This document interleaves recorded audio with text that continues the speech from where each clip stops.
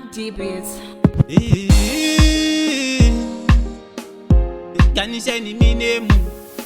kuchikora maiyenda yedzoka kana hembe ndichingopfeka dzakaboka dzimwe nguva tichirara nenzara nhasi unono zvekupenya upenyu unobva nekure vese vaunona nemari kwavakabva kure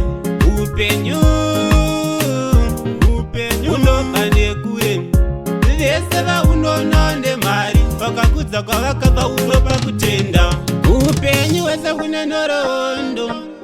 wese kune nhoroondo saka wotoshanda nesimba hwangu usadzokera shure ndozviziva wakakura zvakaoma but zvisakudzosera shure hwangu wotoshanda nesimba kuti uchinje kwawakabva upenyu unobva nekure vese vaunona nemari kwavakabva kure upenyu unobva nekure vese vaunona nemari vakakudza kwavakabva unopa kutenda aiwa background yako isavhiringa future yako nhamo dzako dzisakanganisa rugare rwako wotoshanda nesimba kutoshanda semurume wangu ziva uri faita ndozviziva zvinhu zvinooma bati usazongoti chero zvazvaita upenyu unobva nekure vese vaunona nemari kwavakabva kure upenyu unobva nekure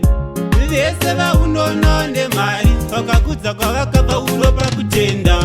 upenyu wese kune nhoroondo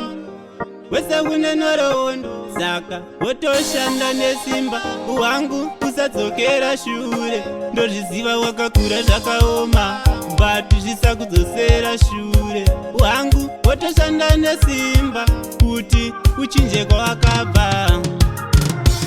upenyu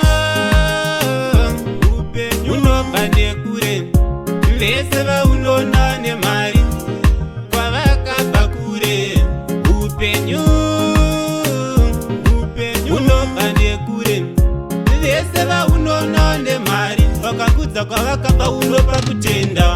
aiwa background yako isavhiringa future yako nhamo dzako dzisakanganisa rugare rwako toshanda nesimba kutoshanda semurume wangu ziva uri faita